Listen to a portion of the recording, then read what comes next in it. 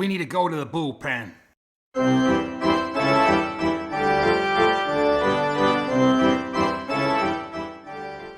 Hello baseball fans from around the world, and a warm welcome to the Highland Bullpen Baseball Podcast. It's the moment that we've waited all winter for. It's the return of Major League Baseball. And joining me today for a Highland Bullpen opening day special are Alan and Yorkshire Dave, and we can't wait to get started.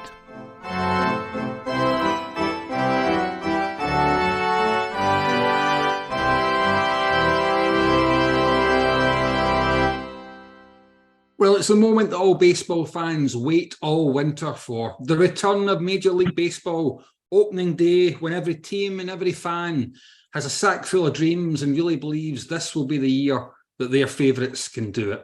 And looking back through history, about 100 years ago, 1923, I thought there was a little bit there that was interesting for fans of the Highland Bullpen, and particularly for our Red Sox, White Sox and Detroit Tigers fans. So 100 years ago, if history is any judge, the Detroit Tigers, which Alan will be pleased to hear about, had a stellar season. They were second only to the mighty New York Yankees in the American League.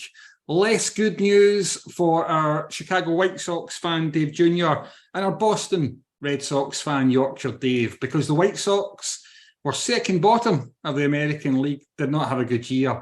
But the Boston Red Sox had an even worse one and trailed. They were kind of 30 games back in the American League there. So a little bit of history. And in that season, it would be the Yankees who would go on to clinch the World Series by beating the New York Giants, one of a relatively few number of meetings in the World Series between those. So, Alan, first of all, a big welcome back to the Highland Bullpen. And obviously, you're hoping that your Detroit Tigers, Al, can have a season to rival that they had 100 years ago. Yeah, there's no harm in being optimistic, Richard. 100 years ago, well, I guess the nearest we've got to that, not quite 100 years, but the current Tiger legend, Miguel Cabrera, it's his final season at bat with the Tigers. Winner of so many awards, so many accolades.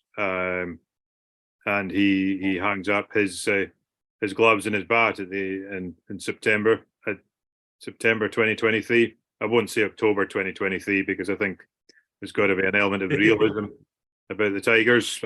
There's a new top guy in the Tigers here. I'll leave obviously Avila obviously left the Tigers, so we're back in with. The new chap, just get his name here, Scott Harris, that's the guy, the general manager. 66 wins last year. We were just short of 100 defeats at 96. When you look at what the Tigers are putting out, quite rightly, they're making a big thing about Miggy's final season, and they've got special events, special giveaways and what have you.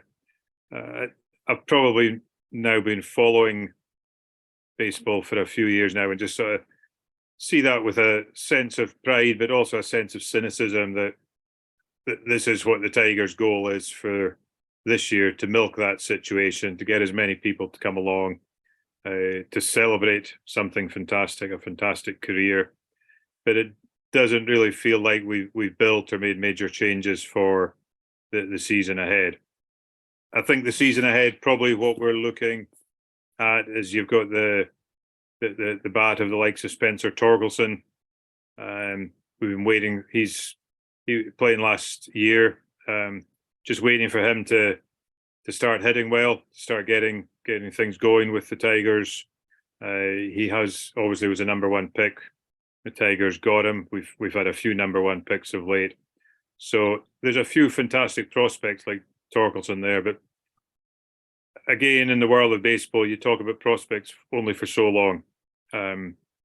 Also, Casey Mize, and another pitching prospect there, but he obviously has been out with the dreaded Tommy John surgery and also some back surgeries. Not ready to be playing yet, but we've obviously got to be hoping that he's going to be coming back in to play for the Tigers at some point this year as well. and we then start to get to a situation where the prospects start making a difference, and we start seeing some progress. 2023 was disappointing because in 2022 we had improved quite a bit.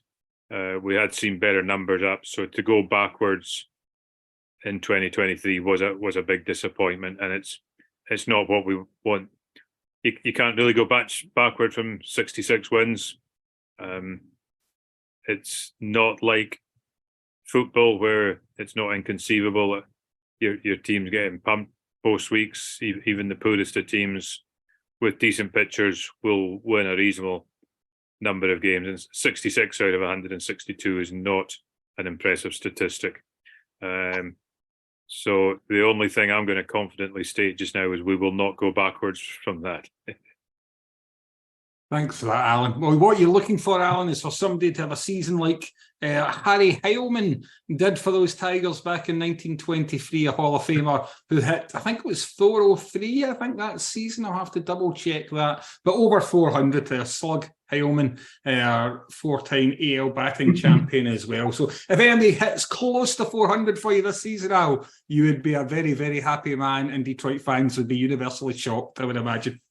400 would be fairly impressive. It was interesting. I was watching something. They were showing some pictures from the Shohei Ohtani, and somebody was making the point about you've got to start obliterating the records of the guys in the past because they didn't face pitchers like that in the past. But I listen to these arguments with interest, because I sort of think to myself that the batters have also become, in reality, progressively better through time as well. So 400 in any era, I think, is impressive.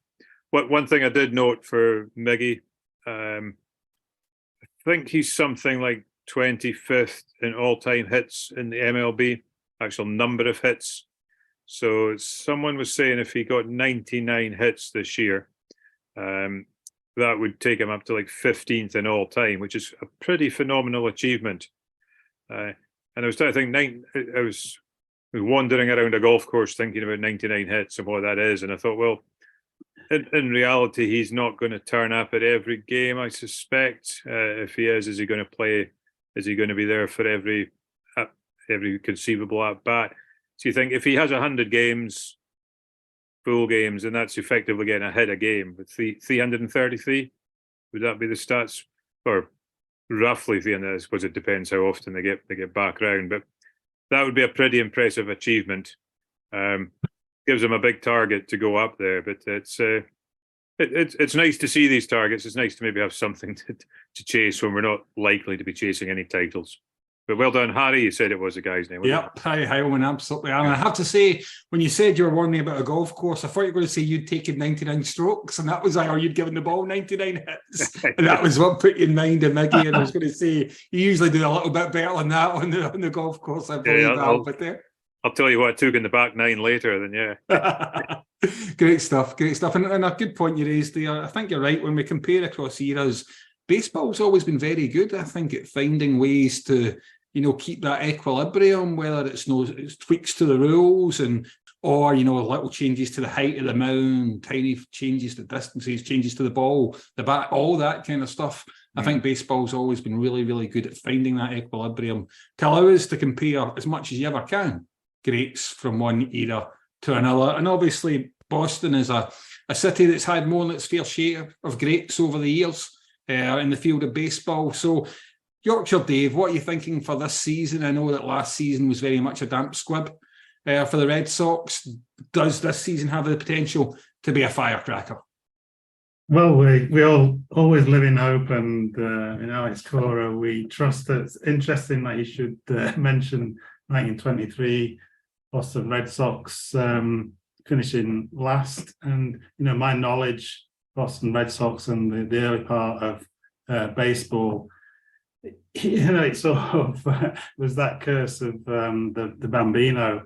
They had 5 World Series wins between 1903 and 1918. They sold Babe Ruth to New York Yankees in 1920. New York Yankees won their first, I think it was their first World Series in 23, and then proceeded to win another 26. And it wasn't until 2004 that the Red Sox won their 6th World Series.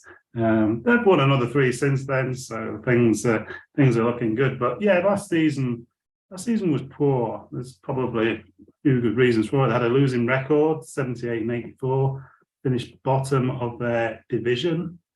With even the Orioles are on the up, and it's a tough division. Might be a little different this year with the sort of change of the schedule, where they're going to play.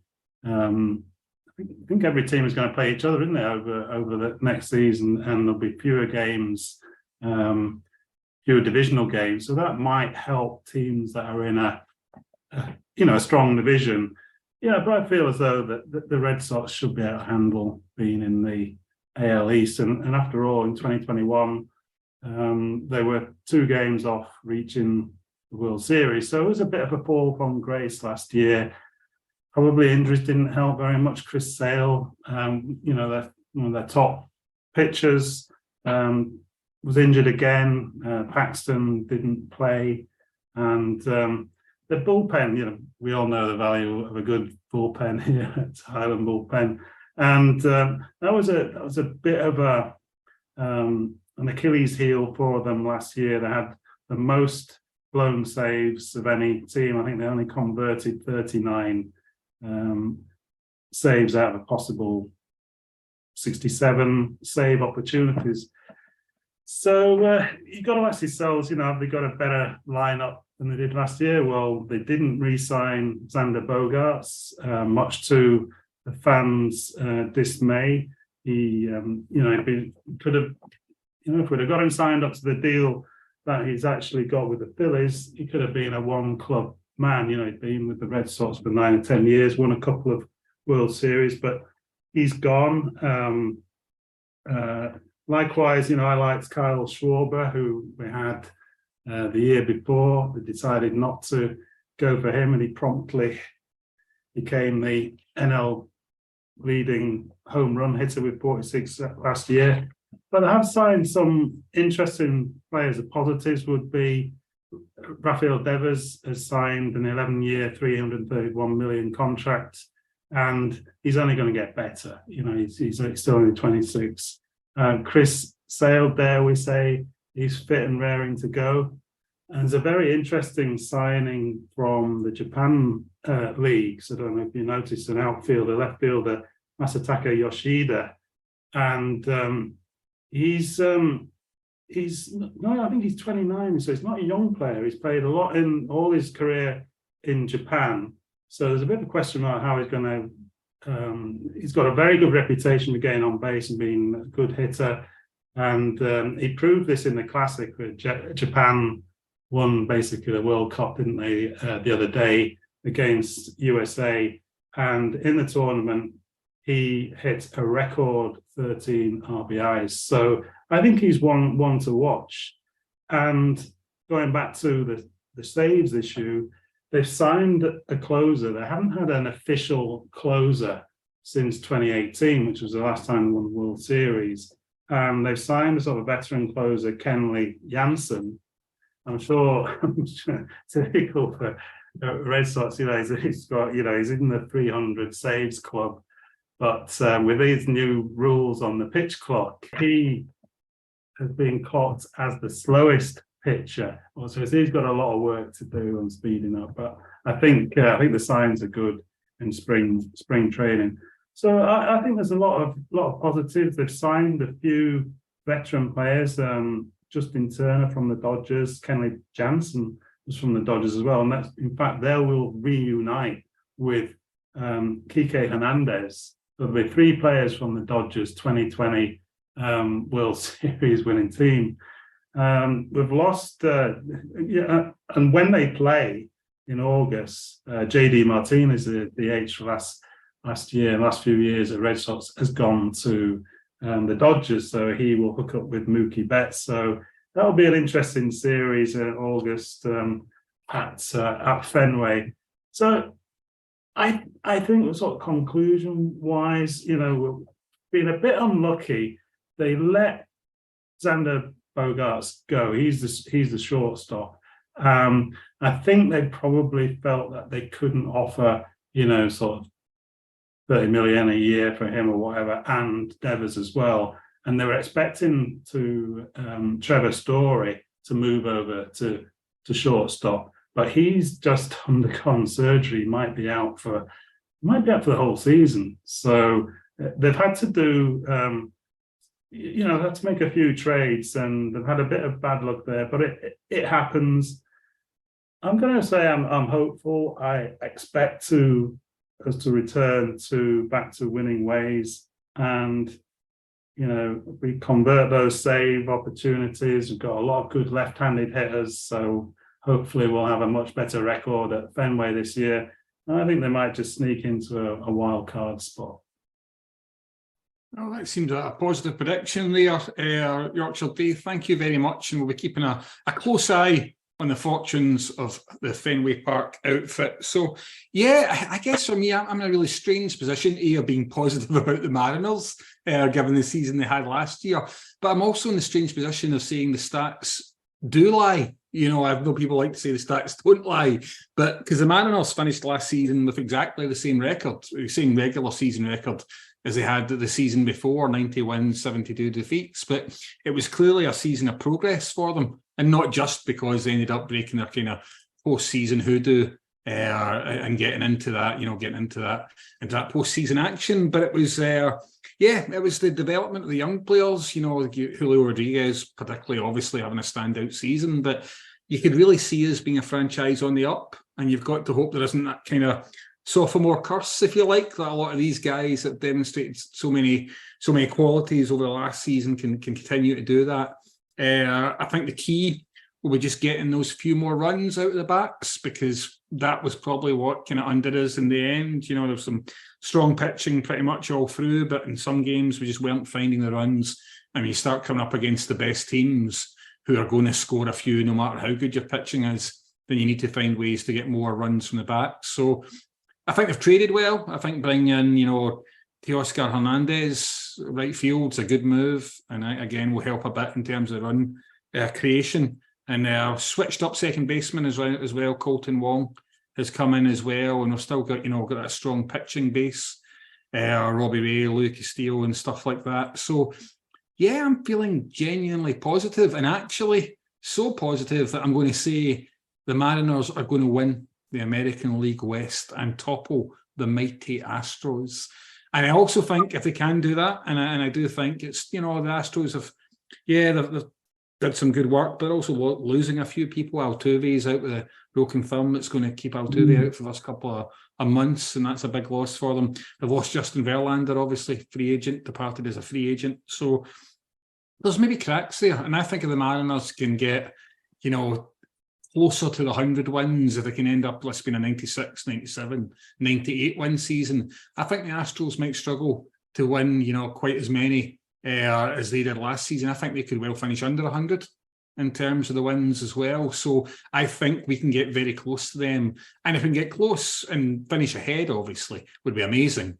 You've instantly proven you're good enough to win a World Series, because the Astros have proven repeatedly that they are good enough in recent seasons to win the World Series. So it would be a huge step forward, both in terms of the American League West, but also the confidence that would give us. So if we get closer, I would take that. Closer and make the playoffs, I would take in a heartbeat. But yeah, I also genuinely believe the Mariners have got a live shot. If things fall their way, if they get the breaks for injuries, if Julio Rodriguez continues to develop into one of the best stars we've seen, one of the most amazing baseball players for several years, for many years potentially, then yeah, we could get there and get that American League West and claim top spot. But I don't know, Al. I don't know if you reckon I'm maybe just kind of a bit too excited at the only being hours away from that first pitch. What do you reckon? I'm pleased to see your excitement. I need to find a place where I can get into that then as well. Being a Detroit sports fan, everything seems to be a struggle and far away. So it's good. It's what a fan should be seeing at the start of a season. It's one of the things I think is attractive about baseball as well, that compared to European football leagues. Lots of teams are going in with chances of winning their own divisions. I know there's only 4 or 5 teams in the divisions, but I think that's actually a positive. I think that's a good thing to see, and I think it then means that you've probably got 40 to 50%, maybe a wee bit more, of fans that are actually thinking, well, we should go on and win a division. So I think that's absolutely fantastic. I wanted to ask one thing and Dave might know, he mentioned the Japanese lad coming to the Red Sox as well. And we've obviously, as relatively new into baseball, there's obviously a few players from Japan, and Japan have just won the World Baseball Classic. I guess showing that ultimately their players are the best. But is this a fairly recent thing that we're seeing the addition of players from Japan coming into the Major League Baseball, or has it been something that's been going on for a wee while? Yeah, well, I'm just trying to remember. I think the Mariners have one of the all-time great players, don't they? Who's I'm sure Richard will know the chap's name. I just can't remember whether he came from the Japan League or is just someone from Japanese heritage who's come up through the American system. So I wouldn't know, and that's one of the things that's not criticism of Boston spending a lot of money. They've given them a really amazing contracts, which 5 years, 90 million, and some people are saying, well, he's a great looking player in the Japan leagues, but he's going to be facing really the best pitchers in the world every game, and some people have got question marks against that. I feel as though it looks like he's kind of proved himself already in the Classic, and he could be tailor-made for Fenway as well, and a clever batter. But doesn't really answer your question, but we'll just look into that as the season goes on. Yeah, it was just something I was interested in. Again, with football, we've been used to, or we've seen over the last 10, 20 years, the movement of players. 20 years ago, 30 years ago, we were seeing a lot of English players moving to Scotland and started more movement around the UK and what have you. Scottish players have always done well and flourished down in England, but then we started getting Europeans, and now it's an international sport. I'm assuming baseball is similar, but Richard, I don't know if you... Yeah, no, I think you're right there, Alan, and Yorkshire Dave. It's Ichiro Suzuki, who you're thinking of, who from the Mariners, who was an absolute standout, and very much a kind of trailblazer, because I think prior to that, there'd been Japanese pitchers who'd come over and done well, and the Mariners as well, actually, like Hideo Nomo and Hideki Irabu. But I think there was a theory, and it was proved wrong by Ichiro Suzuki, that they would struggle with the quality of pitching in Major League Baseball. So the thoughts were, they can pitch. Japanese pitchers can be good. We know, we can see the numbers, the stats, the velocity. We can get a sense, but there was probably a misguided, maybe a bit of a jingoistic thing going on there. The idea being that it's unlikely they'd be able to replicate that success on the other side of the plate. But actually, they have, and Otani obviously is a phenomenon. But yes, I think you're seeing that. And from a football point of view as well, I know we occasionally drop in a little bit of Scottish football, but my Scottish team has enjoyed an awful lot of success bringing players from Japan as well. So yeah, in the world of football now, certainly in the Scottish corner of the world of football or soccer, we're certainly seeing a big influx of Japanese, and I think that the significance, and I don't offhand know how often that Japan has been successful against the US in that contest, but it strikes me as a really remarkable achievement. Obviously it's a real testament to the quality and the skill of the players playing the baseball in Japan, which obviously is another country that loves baseball a great deal. Apologies to my friends for bringing up Japanese sportsmen and allowing Richard to bring that into the conversation as well.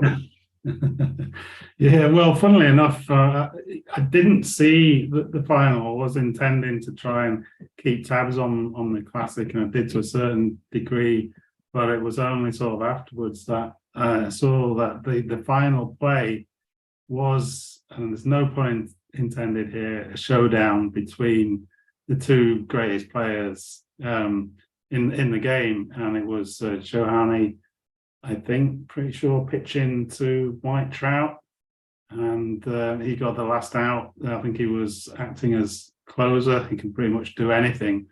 So yeah, that's a statement in itself as well, because USA were going for back-to-back classic wins, I think, weren't they? Didn't they win the last one? So, and they all spoke very passionately about representing the country, and yeah, I think by all accounts it was a pretty, really good quality tournament. So yeah, it's good to see. I mean, there's so many players from even Great Britain got a couple of wins, didn't they? Well, who's the guy that Harrison Ford, marvelously named Harrison Ford, who's plays for Great Britain, and he's in the MLB. So even we've got a couple of guys in the frame. Yeah, would Harrison Ford be good at hitting a solo home run, do we reckon? Then? Yeah. Yeah, no, it's great to see. Obviously, we are baseball fans from a very international flavour, but it's just great to see the sport, and its popularity across the continents as well. So, no, it's been fantastic to see, and I guess that takes us nicely to the notion of travel and going different places and continents and all the rest of it. There, the Highland Bullpen is a travelling bullpen, and I believe. I don't know who'd like to speak first, but you guys have had various trips of late, really, and there's a bit of baseball chat to come from those. Yeah, I'm quite happy to take the first bat on that one, Dave. Was lucky enough had a wee trip over to Florida in March, and managed to get myself along to a couple of spring training games. It's possibly fair to say the trip might have been arranged with that in mind, but you would need to work that one out for yourself. So the Tigers based their spring training. They're part of the league that play in Florida. Half the teams are in Florida and half are in Arizona. Spring training, I had worked it out before I went, but I think for a lot of non-baseball fans might think, well, are you turning up and watching guys training? But spring training, again, to get an analogy we would be more used to, it's effectively a month of pre-season friendlies, where you're playing a pre-season friendly every day. There's the Cactus and the Grapefruit League. Now, Grapefruit League, I'm assuming, will be Florida, and the Cactus League over in Arizona. I haven't actually checked to see if there's winners of these. I've not seen anyone talk about winners of these. But in essence, you got half the teams on one side, in one hot area of the country, and half in the other. Florida, obviously, a bit less humid, a bit less dry, perhaps, than we would be used to there. So, Lakeland, Tiger Town, is about 50 minutes out of Orlando, so it's an easy drive out there. Went to a couple of games. Again, picked deliberately. Went to see the Orioles. The time suited, but obviously, my man Daz Cameron, formerly the Detroit Tigers, is at the Orioles now. He's not in one of the main guys there, but as in good spring training tradition, he did turn up and came on as a substitute. So I was sat there with my Daz Cameron branded Tigers top, whilst he had his number 41 Cameron top for the Orioles, and in his first at bat, he was hit by pitch. Now, I don't think there was anything. I'd like to think there was nothing sinister about that, but there was certainly one Tiger fan in attendance who wasn't too happy about it. They're good. They're reasonably competitive games. People want to see their team win, but I think when you get to fifth, sixth innings, they do effectively start becoming what we would be used to in pre-season friendlies, that they're making lots of changes. Quite rightly, they're giving everybody a chance to get out there and bat and pitch and see what happens next. In fact, the second game I went to was the Yankees and Spencer Turnbull. So a favourite of the Highland Bullpen, is Turnbull as well. He was pitching for the Tigers. I can't remember if he got into the second innings. He wasn't taken out through because he was struggling. I think he was effectively, that was part of his rehab, his preparation for getting ready. And in those type of games, they're quite happy having 7-8 guys coming in and pitching an innings each.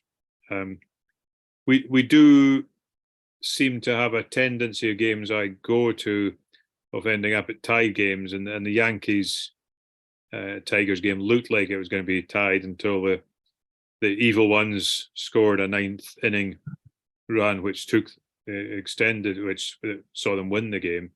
There is no extra innings in spring training. They actually tie games if they want to as well. But we like competitive games. I did enjoy it. We don't see an awful lot of baseball living over here, but Florida was a nice place to sit and watch baseball. It was reasonably priced.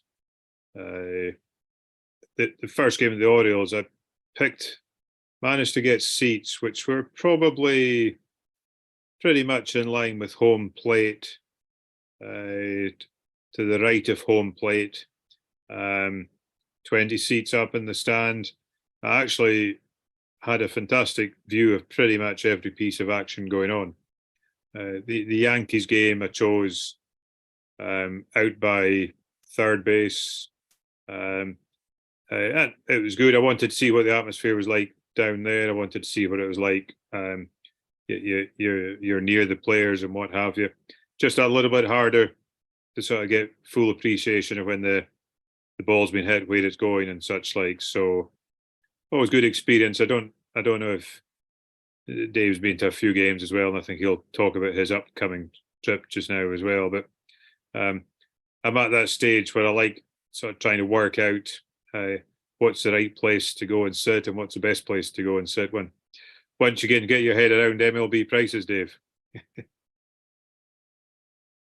Yeah. It sounds like a great trip, and we have a mutual friend who's been out to see spring training with Boston, and I did watch a couple of games actually, and the park out there is almost like a sort of mini Fenway Park, complete with green monster, and you're right, it does look a fantastic time to go and enjoy a game of baseball. Yeah, it might not be as super competitive as when the season starts for real, but you get a chance to see some of your fringe players, and the pitchers will not pitch.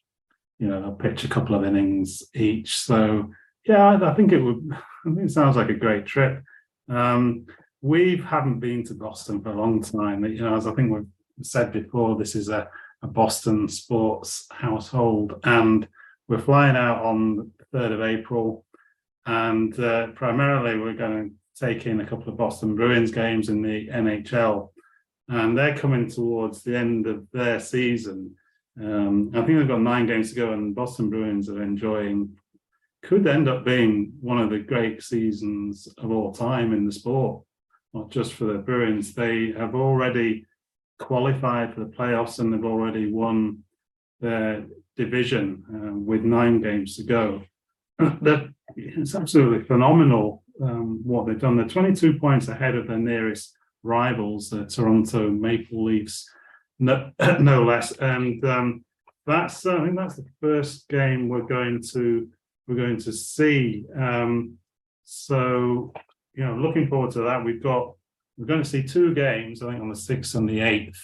And the first one we've really splashed out, and we're going to be right near the front. I think it's quite near the penalty box, which is usually pretty busy. I think at one time they were trying to sort of stamp out, is that not the right word, violent play, but that doesn't seem to be the case. It's definitely, I think Alan, you were watching a game, weren't they? And there was a fight before the puck had actually hit the ice in the... it was a Boston game, Yeah, it was. So yeah, we go see Boston play the Leafs on Thursday the 6th, and then Saturday the 8th of April it's the New Jersey Devils. So they don't come cheap, these seasons, but they are budget seats at the back because we splashed out for the first game. And then, sort of fortuitously, the end of the NHL season combines nicely with the start of the MLB season.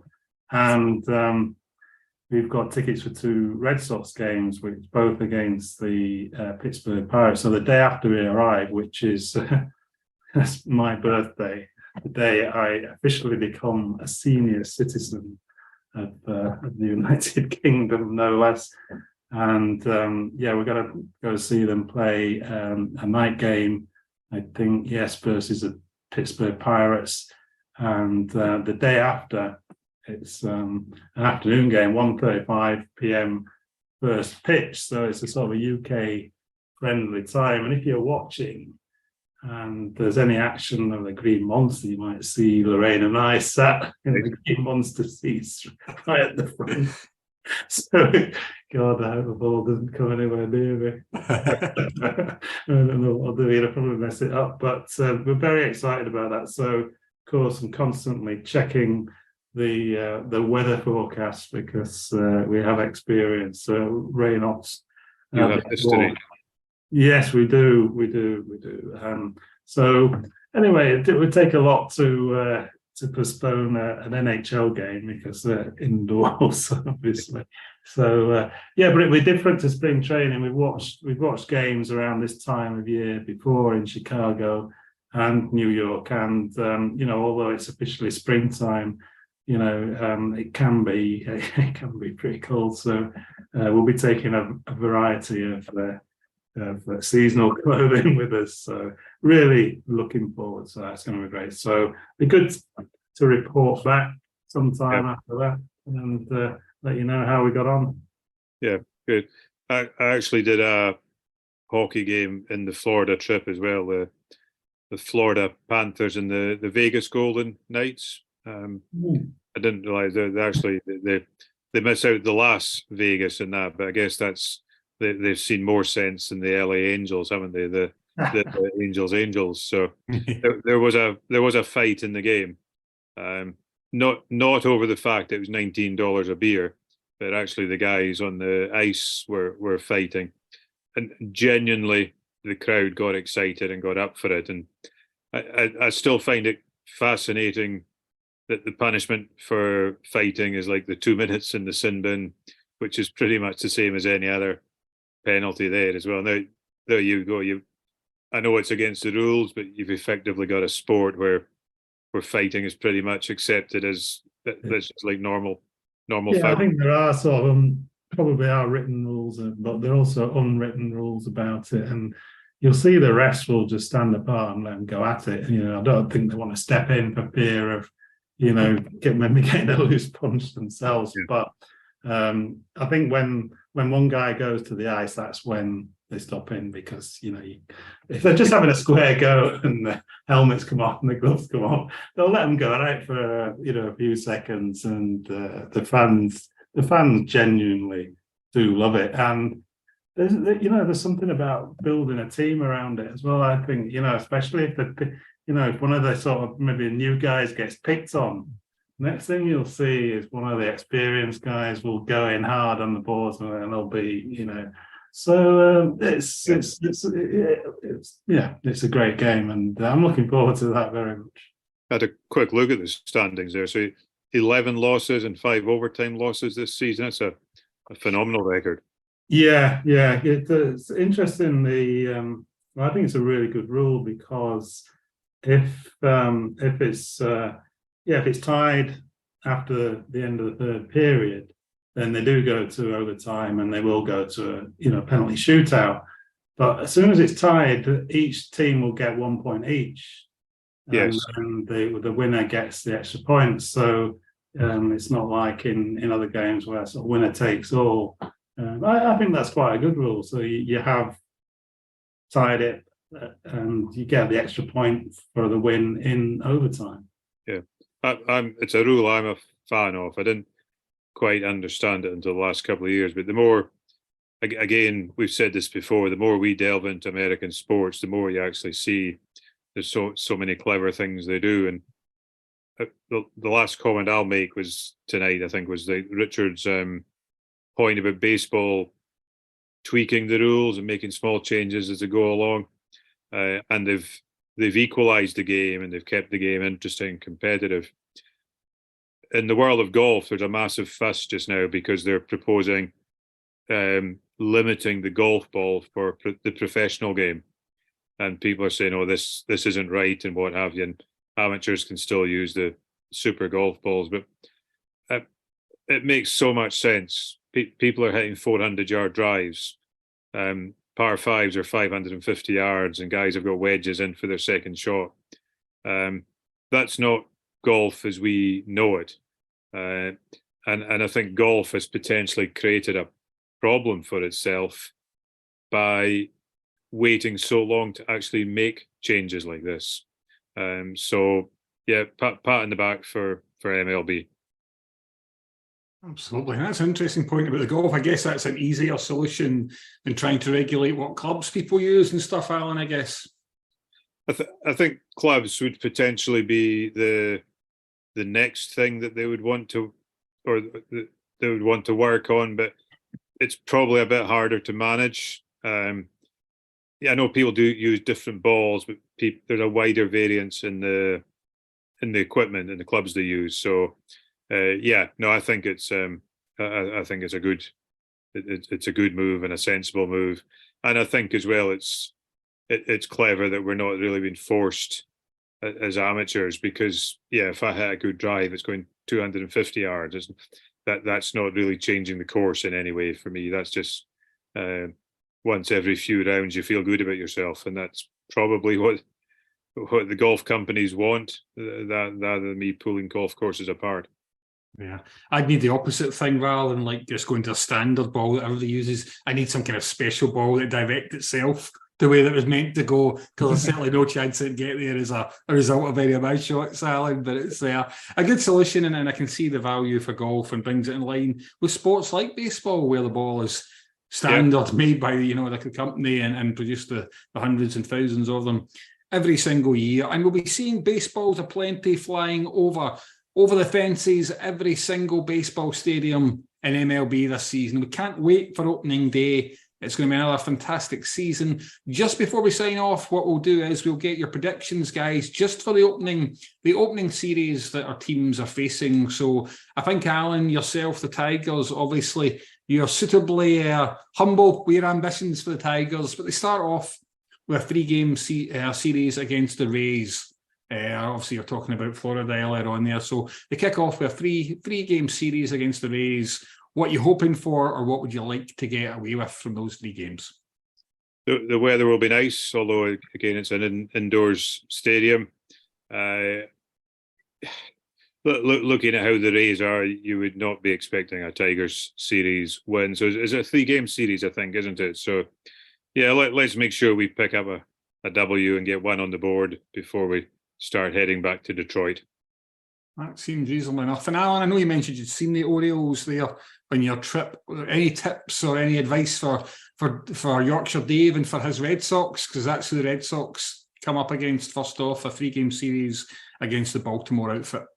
Well, the Tigers beat them in spring training, Dave. So that's the target you've got. So yeah, a nice looking team, nice jersey, nice. They have unique coloured jerseys as well, which is something we always enjoy in the bullpen as well. Yorkshire Dave, you feeling optimistic about those opening outings? I think it's an important series, that the first one, isn't it? Because obviously, as I said, the Orioles, finished pretty well last season and ahead of the Red Sox. So, it could be a little bit of a statement. It's at Fenway, 3-game series, and then followed by another 3-game series against the Phillies. So what I'd like to see out of that is win the series. I would be happy with 2-1 wins there, and that would be the starting pitchers will be Corey Kluber, who's a veteran, 2-time Cy Young winner that just signed for 1 season. So he will play start the opening season, and then Chris Sale. So pretty strong first 2 games. So yeah, I'd like to see 2-1 win minimum there in both series, and that would give a little bit of encouragement to the Red Sox fans who are not 100% happy, shall we say? Never are, but because it's surely not unhappy Red Sox fans who would have thunk it. Well, for my Mariners, we're up against the Cleveland Guardians first off in a really strong pitching contest to begin with. We'll have Louis Castillo going up against Shane Bieber for the Guardians as well, so that'll be a really interesting kind of pitching match up there. But yeah, I put it all on the line. I'm looking for the Mariners to win the division and be World Series contenders. So if you're going to do that kind of thing, if you're going to hit 100 wins, you're going to have to get your foot on the accelerator right from the opening day. So we will see what happens, but we'll wish our Red Sox, White Sox, Tigers and Mariners success on opening day. For all of you and for all of your teams, wherever you are, we wish them all the best for another fantastic MLB season. Until next time, this has been the Highland Bullpen.